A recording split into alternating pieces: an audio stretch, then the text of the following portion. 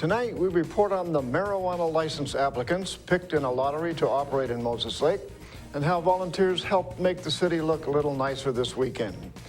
So what's happening in sports, Bob? The regular season is winding down for high school spring sports. Stick around and I'll get you caught up on some of the action that took place over the weekend.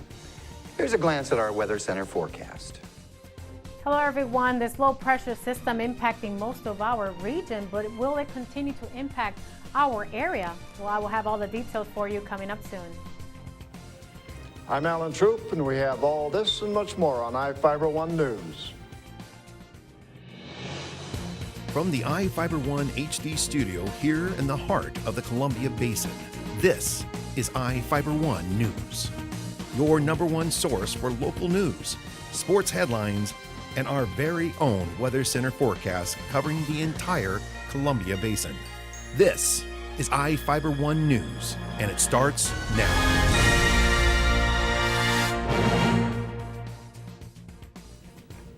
Five businesses in Moses Lake were selected as candidates for marijuana retail licenses. Businesses were drawn randomly from lists of pre-approved applications for jurisdictions that have more applicants than the allotted licenses.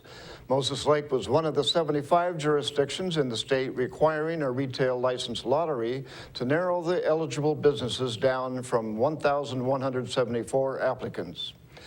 The Washington State Liquor Control Board announced the Moses Lake businesses drawn during the lottery are Mary Jane's on Stratford Road, the Green Seed on Aspie Boulevard, Big End on West Marina Drive, Dos Tesoros Smoke Shop on Wheeler Road, and Big End on Kittleson Road.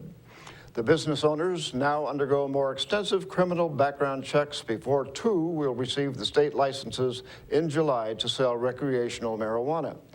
Ephrata, Quincy, and Soap Lake are each allotted one marijuana retailer. If the number of candidates was equal to the allotments for the licenses or less, the state did not hold a lottery. The Moses Lake Lions were fundraising over the weekend to raise money to help people with their vision. Reporter Jeff Chu has the details. The little white cane that Grant County Lions Club members hand out for donations symbolizes big things in the way of eye and health care. Lions clubs around the county were represented at storefronts and post offices last weekend for the annual Northwest Lions Foundation's White Cane Days. Bill Wallace, Ephrata Lions Club president and a member since 1983, described what White Cane Days is about. This particular day is a weekend which we collect money for sight and conservation for the people that can't that have our low-income people. We provide sight and hearing for those people. Dollars donated to club members go to a mobile clinic. The Lions Foundation also helps people who otherwise could not afford sight loss treatment. Donations can be made at any time to the Lions Club through Ephrata Eye Care, 1070 Basin Street Southwest. I'm Jeff Chu for iFIBER 1 News. Bob Byrne is seeking a third term as a Grant County PUD Commissioner. Byrne announced he is seeking another 4-year term on the board. His present term ends in December.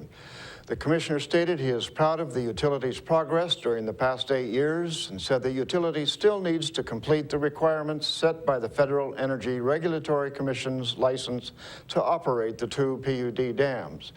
Since taking office, Byrne is working on restructuring irrigation rates, eliminating the irrigation seasonal minimum charge, and conducting 2 studies looking at how much it costs to serve different customers. Byrne said he is committed to continuing the expansion of the utility's fiber optic service after helping to restart the program. Grant PUD is releasing about 3,400 fish as part of a study on how well they travel past the dams. The Federal Energy Regulatory Commission is requiring the study as part of the PUD's license to operate the dam. The study is tracking juvenile steelhead and Chinook salmon as they move through the Priest Rapids and Wanapum Dam bypasses. The utility is monitoring 2 changes. The first change is a newly installed fish bypass at Priest Rapids Dam, and the other is the lower water levels at the Wanapum Dam Reservoir, according to the PUD. The roughly 200-foot-long bypass at the Priest Rapids Dam is open after 3 years of work. The utility converted 3 existing spillways into a slide for the salmon. PUD officials are also studying the effects of the low water level in the Columbia River affect the fish. The utility dropped the water level behind Wanapum Dam after discovering a crack on February 27th. The Soap Lake Yacht Club tried to hold a regatta, but the weekend weather changed their plans. Here with the details is Vivian Huang. The weather was not cooperating with the Soap Lake Yacht Club this weekend. We're down here putting on an event, regatta for 2014. We're kind of getting blown off the water at this point, but we hope that the weather's going to calm down and we'll be able to get some of our kayaks and stand-up paddle boards out in the water. People who came out for the opening regatta decided to stay off the lake and consoled themselves with a barbecue and potluck at West Beach Park. Rawls hopes the weather next year will be just as nice, but without the wind. For iFIBER 1 News, this is Vivian Huang.